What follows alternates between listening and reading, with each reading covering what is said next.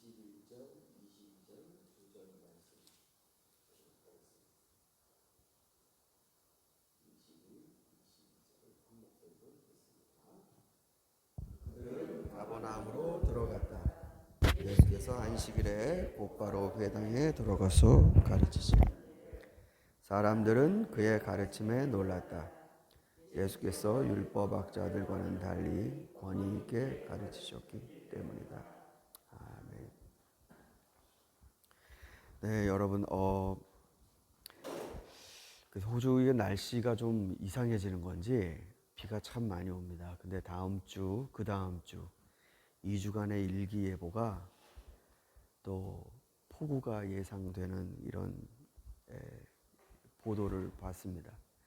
그래서 여러분, 우리 이제 메시지를 통해서, 카톡 메시지를 통해서 이게 새벽 예배에 나오시기에 좀 위험하시겠다 생각되면 여러분 또 이것을 온라인으로 전환할 테니까 여러분 또 각자의 처소에서 기도해 주시는 그런 시간을 가지시면 좋겠습니다. 오늘 본문은 제자들을 부르신 이후에 그들을 데리고 가버나움으로 가시고 그리고 같이 회당에 들어가셨다. 요 본문입니다. 사실은 이제 거기에서 악한 귀신 들린 사람을 만나서 그를 고치시는 사건이 요 가버나움 회당 사건에서는 주요 내용이죠. 그런데 저는 오늘 여러분에게 회당이라는 이 공간에 대해 같이 말씀을 나누려고 합니다. 예수님은 세례 요한과는 달리 회당에서 사역을 많이 하셨습니다. 세례 요한은 사람들이 찾아가야만 하는 광야, 요단강, 어떻게 보면 아웃도어 사역이라고 볼 수 있겠죠. 물론 뭐 예수님도 시장에서 거리에서 말씀을 전하시지만 예수님은 회당을 굉장히 적극적으로 참여하셨습니다. 이 회당은 예루살렘 성전이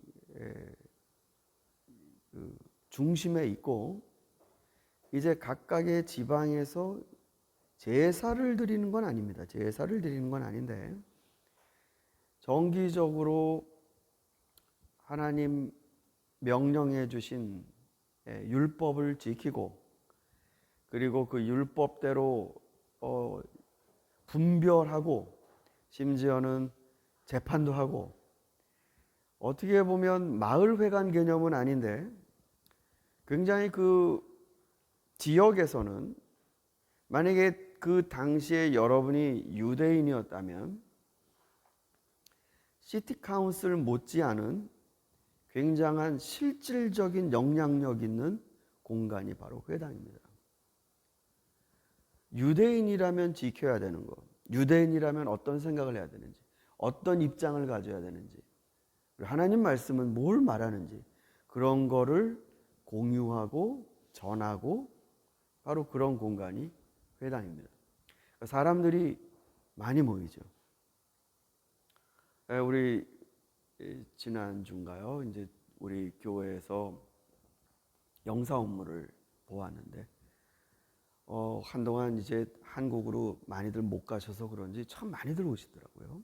아주 고생 많이 하셨습니다. 이 한인회와 또 이 관계자들께서. 근데 그렇게 많이 사람들이 모여서 뭔가 일을 할 때에 거기에 또 뭔가 힘 있는 사람이 있지 않겠습니까? 자, 회당은요, 사람들이 많이 모이는 공동체이고, 그리고 피할 수 없는 곳입니다.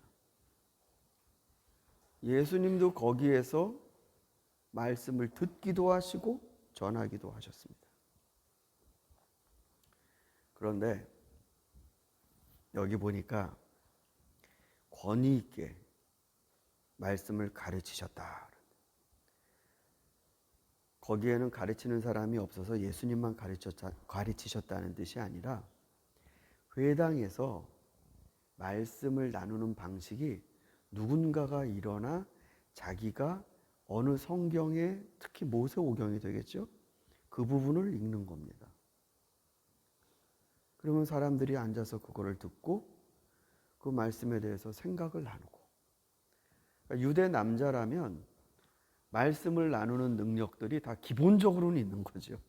무슨 뭐 랍비나 이런 사람들뿐만 아니라 어느 누구라도 정상적으로 성장한 유대 남성 청년이라면 말씀을 읽을 수 있었던 것입니다. 근데 예수님이 읽으신 건 다르게 들렸다. 권위가 있었다라고 표현합니다.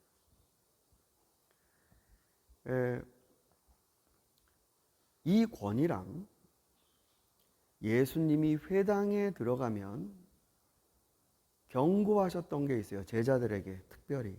너희들은 높은 자리에 앉지 마라. 회당에 들어가면.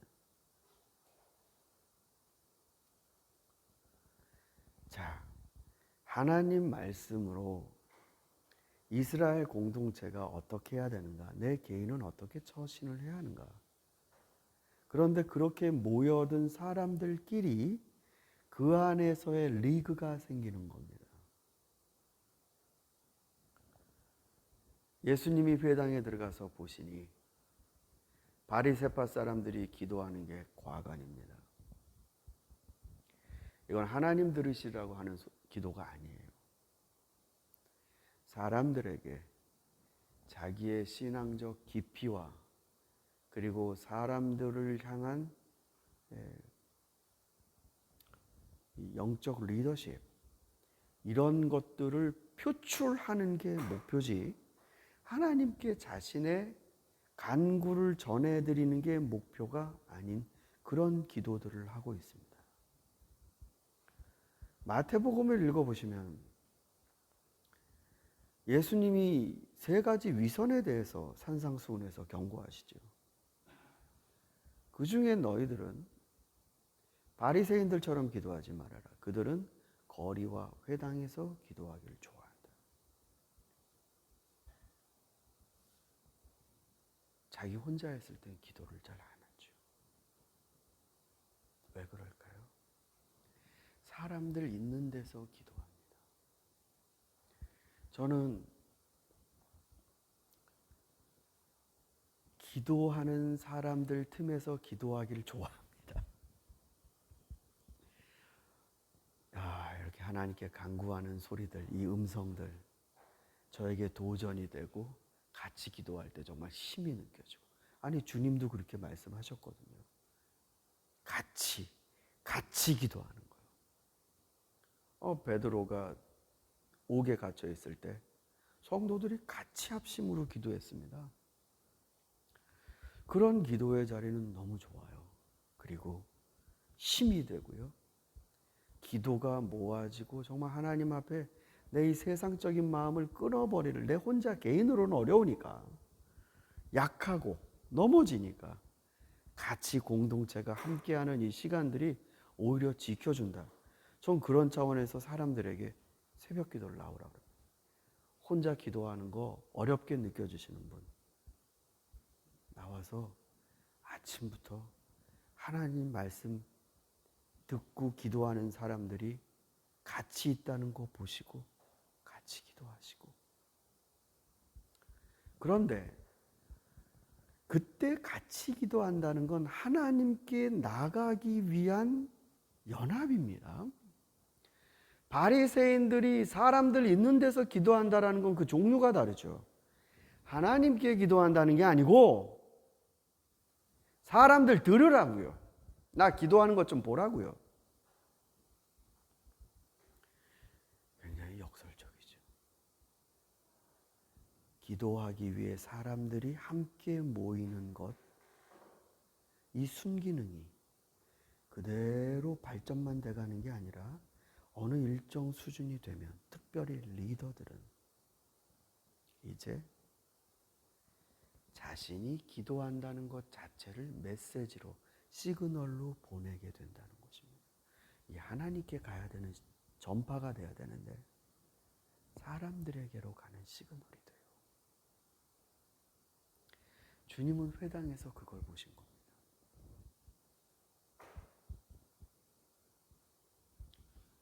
그리고 그들이 사실 그렇습니다. 이제 교회 나온 지 얼마 안 되신 분이나 기도하는 게 참 어려우신 분이나 이런 분들은 술술 기도하시는 분들, 이런 분들 보면 머리가 숙여지지.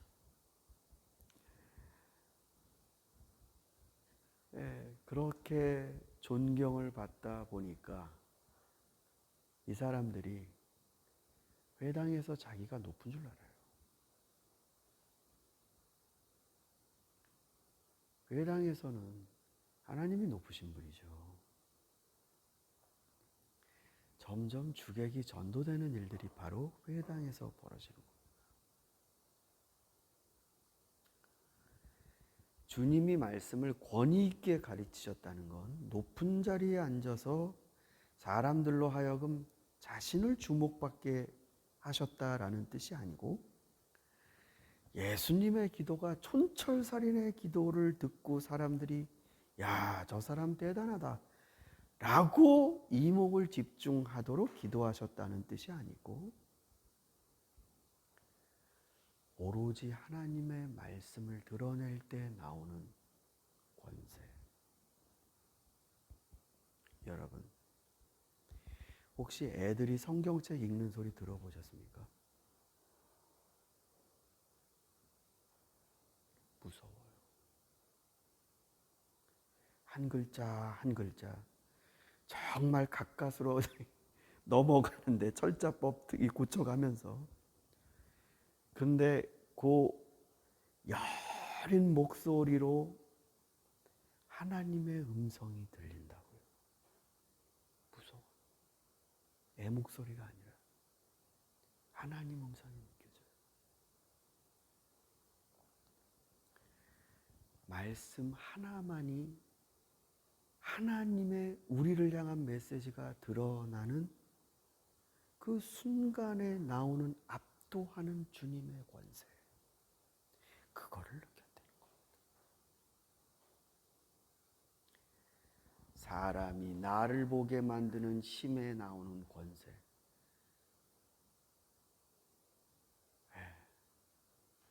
허망하죠. 그게 아니라 말씀의 빛, 그게 드러났을 때 나오는 권세, 그거를 느꼈다. 사랑하는 성도 여러분, 여러분이 아침에 여러분이 주무시고 일어나시고 또 준비하시는 가정을 잠시 나와 이렇게 공간적으로 떨어져서 하나님께 기도하는 자리를 찾으셨다는 건 정말 잘하신 겁니다. 그런데 기도하러 나오셨으면 하나님께 얘기를 하고 가세요. 사방으로 잡스러운 시그널을 보내지 마시고 하나님께 기도를 하고 가세요. 그래야 여러분의 하나님 앞에 나오는 경건의 빛이 혼탁한 빛이 아닌 정말 새벽빛 같이 맑게 됩니다. 저 바깥에 나가서 기도하셔도 되고요, 본당에 가서 기도하셔도 되고, 빈 방이 많습니다. 여러분들 하나님께 많은 사람과 함께 예배하지만 하나님께 자신의 목소리를 진실되이 드리게 할 수 있는 그런 아침의 제단, 아침에 우리 교회당이 되도록 여러분 안에 주님의 보호하시는 은혜가 가득하시기를 소망합니다. 우리 이 시간에는요, 우리 우크라이나 백성들을 위해 우리 같이 기도하기를 원합니다. 여러분이 소식을 접하셨겠지만 이제 러시아가 우크라이나의 수도를 침범했습니다. 저쪽 그 끝자락에 있는 동쪽에서만 평화 유지군 하면서 들어왔다가 지금 수도로 들어왔어요. 여러분, 우크라이나의 백성들을 하나님 지켜주십시오. 그리고 이 전쟁의 공포로부터, 두려움의 공포로부터 하나님, 세상이 무서워서 더 침략해 들어가려고 하는 이 말도 안 되는 본성들에 대해 하나님 용서해 주십시오. 이런 우리들의 인간의 세계 속에 이 죄악들을 용서해 주십시오. 우리 같이 하나님께 한 목소리로 기도하도록 하겠습니다.